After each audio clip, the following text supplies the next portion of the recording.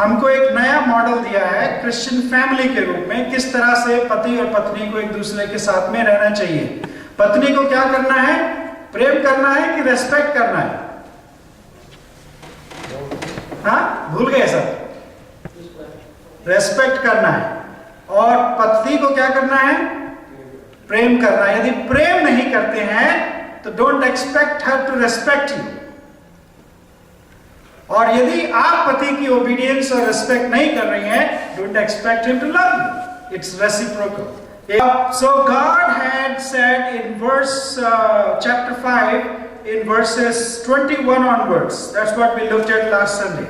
But today it's about children. In Ephesians?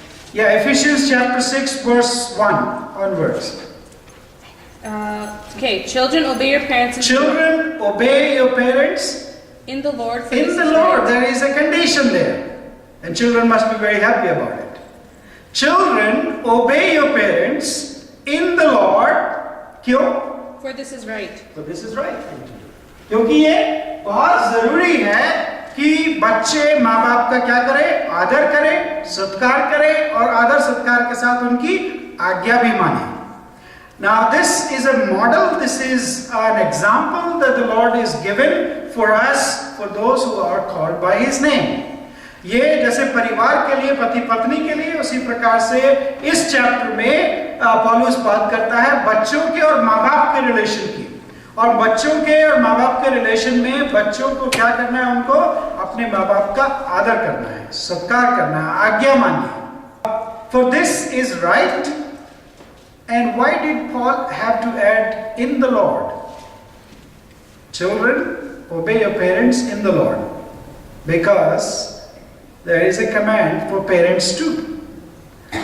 Honor your father and mother, verse 2, for this is the first command with the promise. क्योंकि ये 10 commandments की अगर आप बात करें उसमें ये भी कमांड दिया गया था। 10 आज्ञाओं में से एक आज्ञा ये भी थी कि अपने माता पिता का आदर करो। और उस आज्ञा का आदर करने से क्या होगा? एक्सोडस चैप्टर 20 वर्स 12, यदि कोई निकाल कर पढ़ सकता है। निर्गमन 20 उसका 12 पद। Exodus, the book of Exodus, chapter 20, verse 12. Honor your father and your mother so that your days may be long. So that, what's the purpose? Honor your father and your mother, and it's a promise attached to it. क्या promise दिया है उसके साथ बच्चों? So that your days may be long in the land that the Lord your God is giving you. In the land the Lord of your God will be giving you, you can live longer.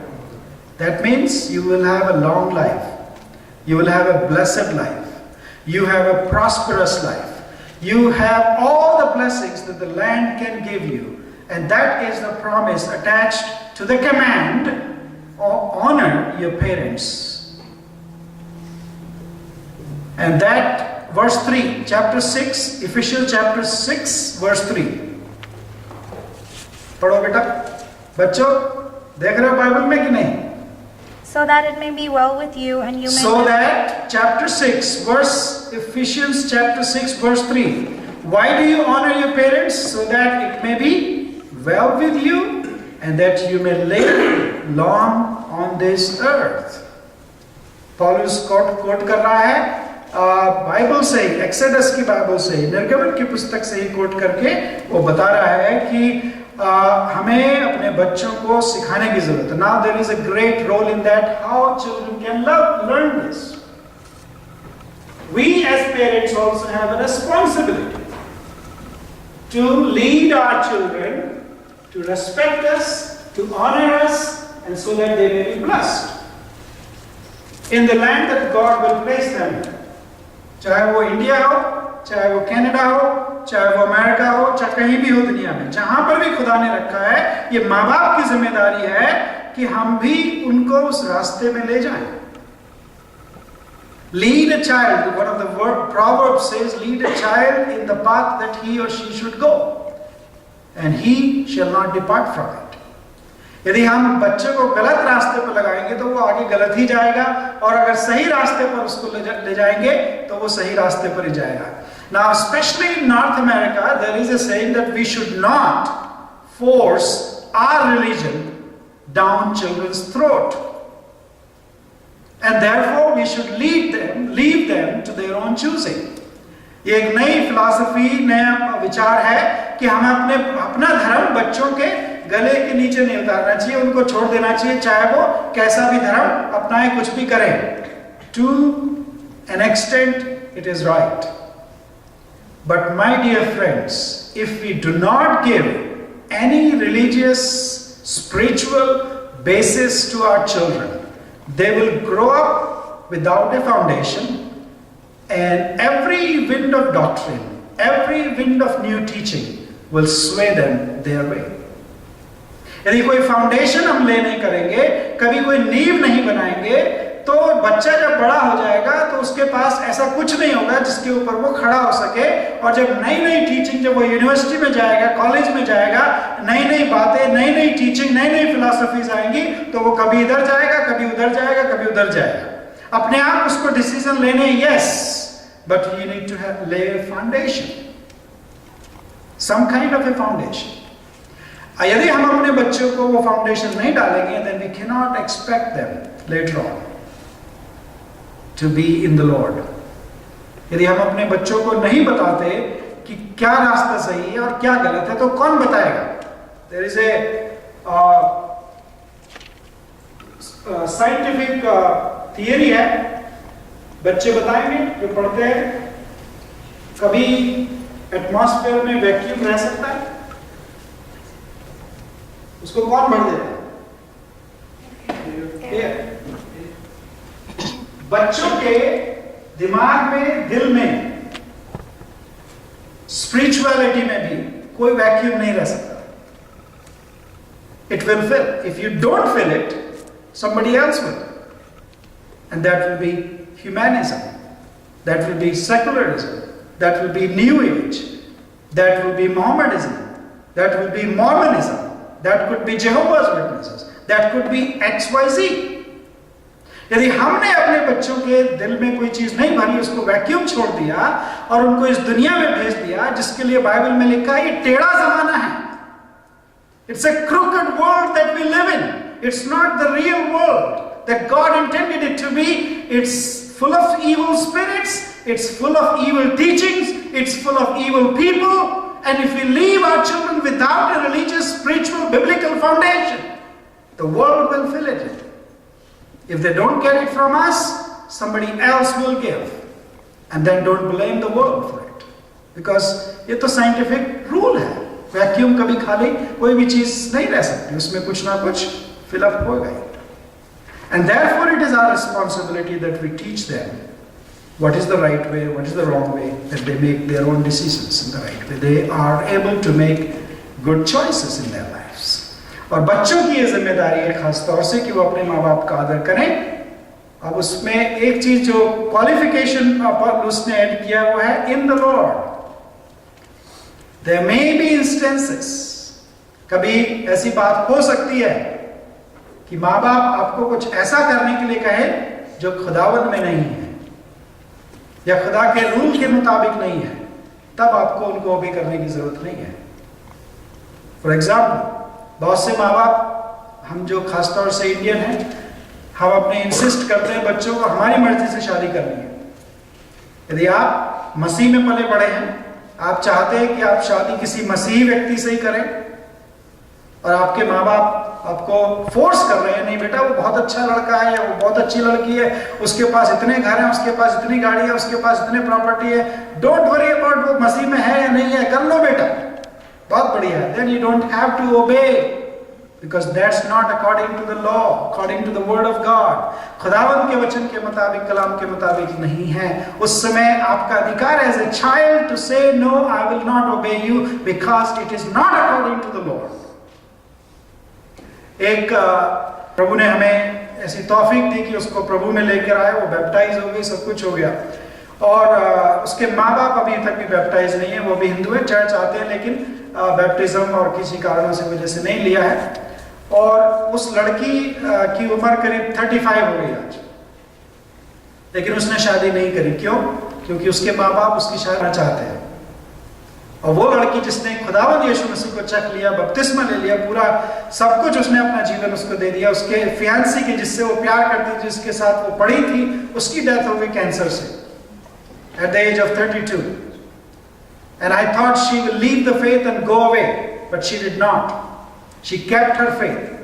उसने अपना विश्वास जमाए रखा, खुदावंद यीशु मसीह में बढ़ती रही और खुदा ने उसको ऐसा मौका दिया, ऐसी आशीष दी. That's why it is written, God will bless you, it may be well with you and you may live long in the earth. I am giving you a live example that I have experienced. अकेली को call आया London के उसके headquarters में उसको post करने के लिए. उससे पूछा गया कि आप जाना चाहेंगे. She never applied, she never did anything. God blessed her. उसके बाद भी वो फोन करती है. मैं अमेरिका में था उस समय में कि पास्टर मैं इसको एक्सेप्ट करूं या नहीं करूं. तो उसके 1-2 घंटा काउंसलिंग की, उसको बताया कि खुदा ने तुम्हारे द्वार खोला है. Now she is in London in the headquarters because she honored the Lord. She continued to follow him even though when her fiancé died. उसके बाद उसको पिछले 2010 मार्च में यंग साइंटिस्ट अवार्ड मिला. उसको पूरा कंपनी ने उसको खर्चा देकर न्यूयॉर्क बुलाया. यंग साइंटिस्ट अवार्ड में उसको पूरे दुनिया के जितने भी साइंटिस्ट थे उसके बीच में रिकॉग्नाइज किया गया और मिला. And she is not yet married because her parents want her to get married to somebody who is not of her faith. उसने ये डिसीजन लिया है मैं जो शादी करूंगी तो केवल जिससे प्रभु ने मेरे को मिलाया, जिस विश्वास को मैं जानती हूँ उसके अनुसार जो होगा उससे प्रभु मेरे को लेके आएगा. उसके विश्वास को प्रभु ने पूरा किया. She was in India recently. वहाँ उसको प्रभु ने नहीं दिया, लेकिन लंदन में ही एक ऐसे प्रभु के भक्त के साथ जो खुद एक साइंटिस्ट है, PhD इन मैथमेटिक्स, उसके साथ में उसको मिलाया. And they are developing a good relationship and he is a very good Christian. Our God is a living God. He knows your needs. He knows my need. Whether it is marriage, whether it is career, whether it is education or anything, कुछ भी हो उसके लिए कोई चीज मुश्किल नहीं है. इसीलिए कहता है कि बच्चों अपने माता पिता का आदर करो तो उसको आशीष मिलेगी. हमारी बच्चों के लिए क्या इच्छा है? हमारे बच्चों के लिए कि उनके पास बहुत बड़ा घर हो, उनकी शादी बहुत अमीर खानदान में हो और उनके पास गाड़ियां हो, उनके पास ये हो, उनके पास वो, उनके पास बड़ा बैंक बैलेंस हो और उनको नौकरी की कभी कोई कमी ना रहे, पैसे की कोई कमी ना रहे. Mind you, God will give you that, but don't expect God's blessings then. लेकिन यदि आपकी दुआ खुदा के लिए ये है कि मेरे बच्चे खुदा में पाए जाएं, मेरे बच्चे कभी सच्चाई से लगना, मेरे बच्चों को खुदावन ऐसा जीवन साथी थे जो खुद विश्वास में हो और वो अपने जीवन में विश्वास पे मजबूत रहे, चलते रहे, तो मेरे प्रियो परमेश्वर उस दुआ को सुनकर आपकी उनको बच्चों के लिए आपको प्रदान करेगा. हो सकता है वो गरीबी में रहे. गरीबी is not a sin, poverty is not a sin, लेकिन खुदा में जो बने रहेंगे उनको खुदा गरीबी में भी नहीं रखता है. That's the promise of the scriptures, that it may go well with you, that you may prosper in the land that God has given you. खुदा हमारे बच्चों को आशीष देने में कभी अपने हाथ को पीछे नहीं छोड़ेगा. और माँ बाप के लिए भी एक आज्ञा दी है पौलुस ने, खास तौर से माँ बाप के लिए नहीं, खास तौर से बाप के लिए. पढ़ दीजिए 4 आयत. हे बच्चे वालों, हाँ, हे बच्चे वालों, अपने बच्चों को रिस न दिलाओ, परंतु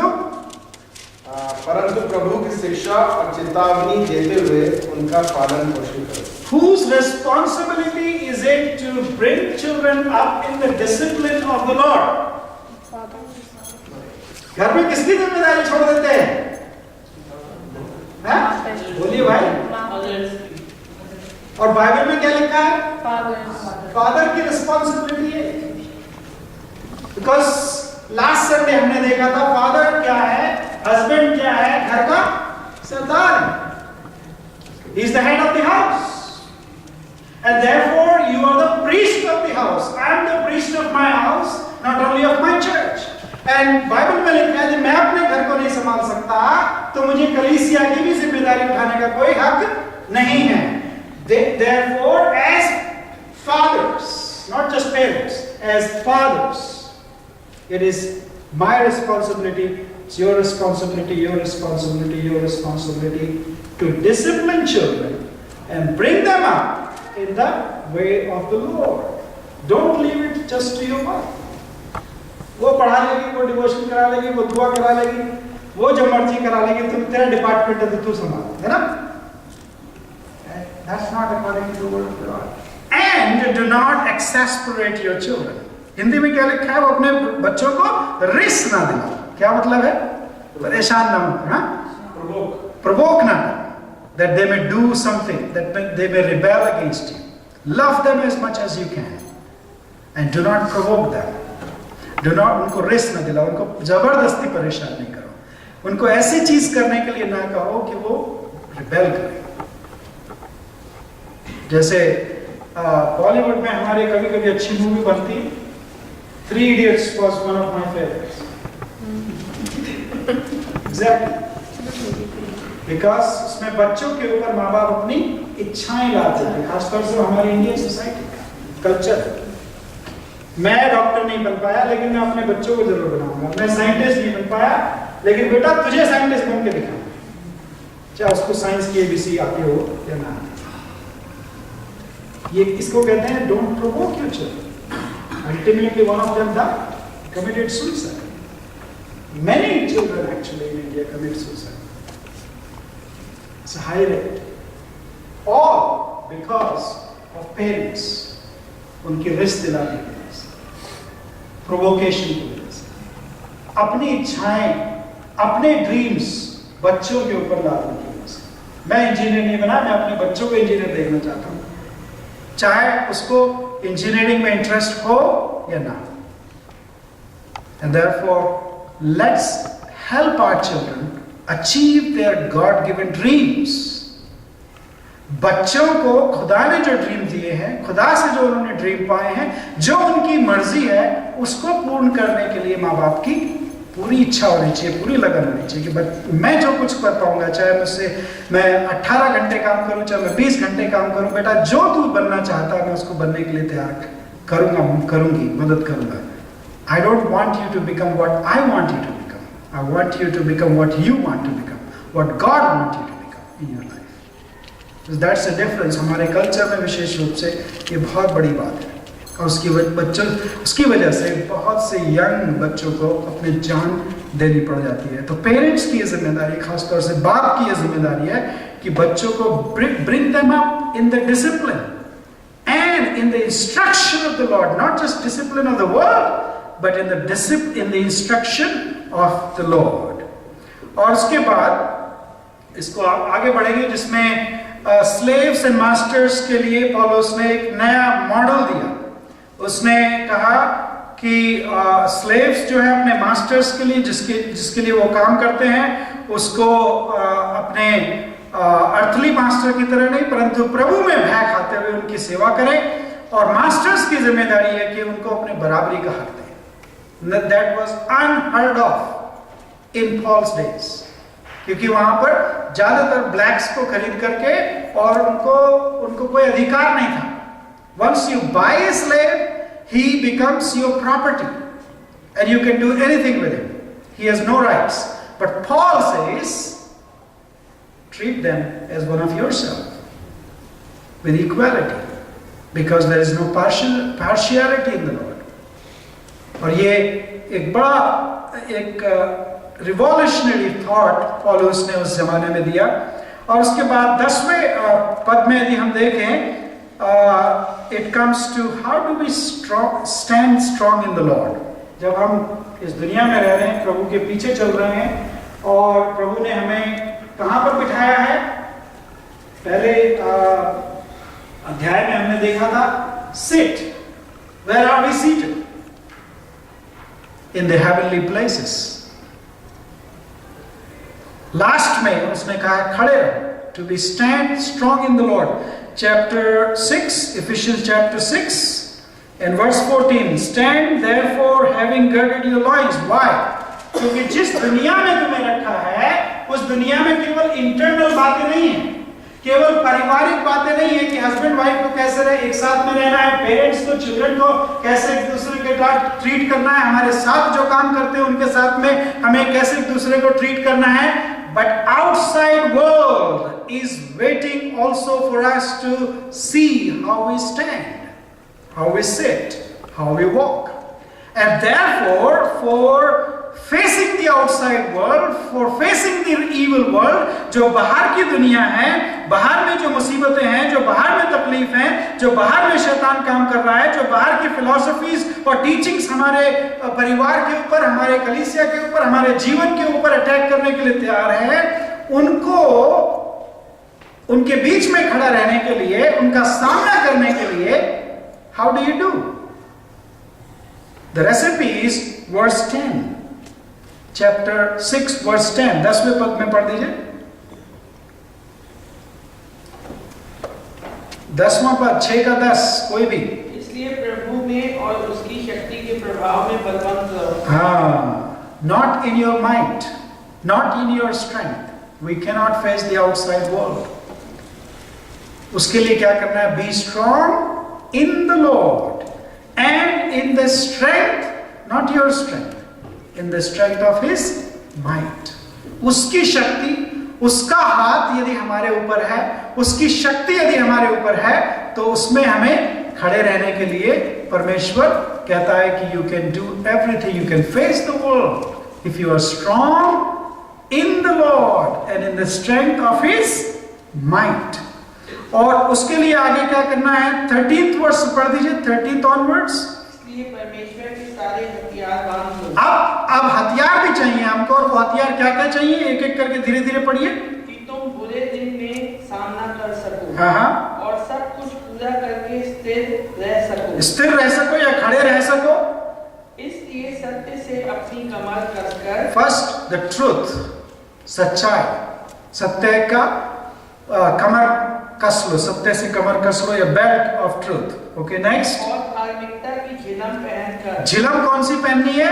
धार्मिकता की, the righteousness, the spirituality that will help us with the onslaught of the evil one. Second, third one.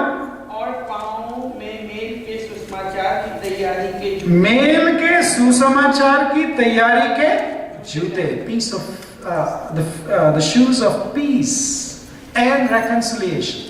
That is the message for us. Next. और इन सब के साथ विश्वास की ढाल लेकर. और ढाल कैसी होनी चाहिए हमारे? विश्वास की ढाल क्या करती है? आने वाले तीरों से हमारी रक्षा करती है. It saves us, protects us from the ongoing assault and the arrows of the evil one, and it is our faith that will protect us. The shield of faith. Next. विश्वास की ढाल लेकर स्थिर रहो, जिसमें तुम उस दुष्ट के सब जलते हुए तीरों को बुझा सको. हाँ, उस विश्वास से. और उद्धार का टोप और आत्मा की तलवार. The helmet of salvation that God has given us will protect us, and the sword of the Spirit.